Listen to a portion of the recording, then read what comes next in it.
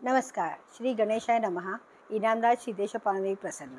माझ्या चॅनलवर तुमचे स्वागत आहे. आज आपण बनवणार पातीचा कांदाची भाजी, जी जास्त करून चायनीज डिशमध्ये यूज होते. पातीचा कांद्याला जास्त महत्त्व दिलं जातं. आणि आता आपण जे महाराष्ट्रामध्ये त्यामध्ये बेसन भरून भाजी केली जाते. वेगळ्या पद्धतीने केली जाते भाजी. कोणी त्यामध्ये कांदा टॅमॅटो टाकून भाजी केली जाते. काही ठिकाणी ते मुटके करून भाजी केली जाते, तर करी बनवली जाते. अशा वेगळ्या पद्धतीने तुम्हाला ही कांद्याची भाजी करता येते. ठिकाणी ती एक साईड डिश म्हणून यूज केली जाते. टॅमॅटो, बेल पेपर वगैरे यूज करून ती कांद्याची पात टाकून ते साईडला एक डिश देऊ शकतात. आज मी बेसन पेरून तुम्हाला कांद्याची पात कशी बनवायची भाजीमध्ये ते दाखवते. चला आपण साहित्य बघू. कांद्याची पात, बेसन, तेल, तिखट, हळद, धना जिरा पावडर, मीठ. चला आता आपण कांद्याची पाती भाजी बनवूया. गॅस चालू करूया.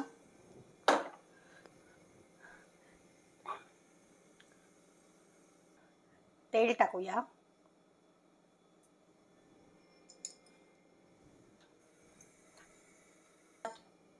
आता मोहरी टाकूया 1 चमचा. जिरं टाकूया.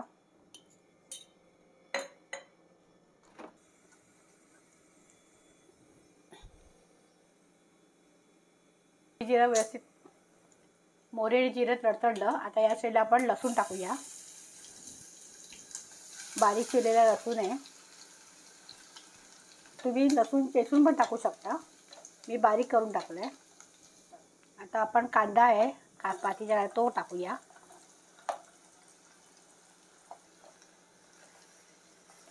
आता आपण कांदा व्यवस्थित परतून घेऊया. आता आपण हळद टाकूया.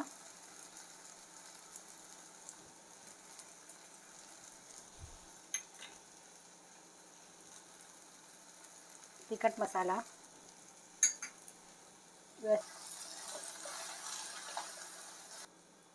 आता आपण कांद्याची पात टाकूया.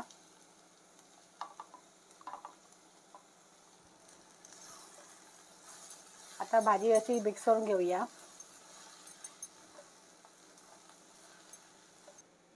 आता आपण मीठ टाकूया.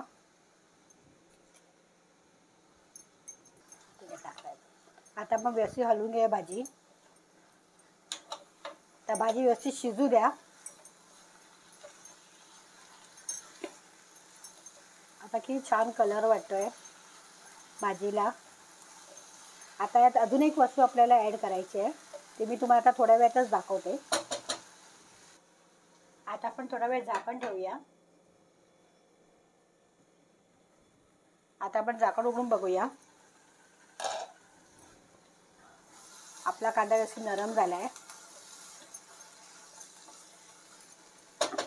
तर या साईडला आपण चण्याचं पीठ बनवूया. एक 4 चमचे चण्याचं पीठ आहे. व्यवस्थित मिक्स करून घ्या.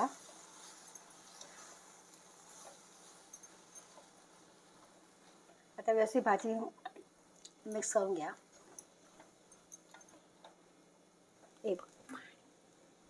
तर या स्टेजला थोडं पाणी शिंपडा. बस बेसन फक्त हे व्हायला थोडंसं आणि मिक्स करून घ्या. झाकण ठेवा. एक 5-10 मिनटं शिजू दे. आपण या स्टेजला कोथिंबीर टाकूया आणि खोबरं टाकूया. व्यवस्थित मिक्स करून घ्या.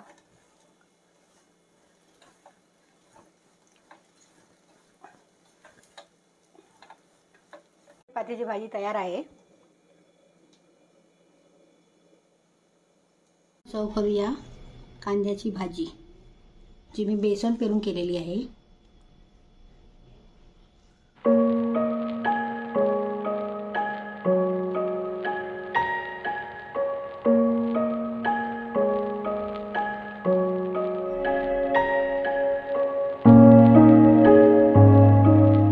बघितलं तुम्हाला किती इझी पद्धतीने कांद्याची भाजी करून दाखवली. अशा वेळी तुम्हीही करा, तुम्हाला पण आवडेल. आणि माझी जर रेसिपी तुम्हाला आवडली असेल तर लाईक करा, सबस्क्राईब करा आणि बेल आयकॉनवर बटनवर क्लिक करा. आणि मी जी काही रेसिपी टाकेन दररोजच्या दिवशी ती तुम्हाला त्याचं नोटिफिकेशन डेली मिळत राहील.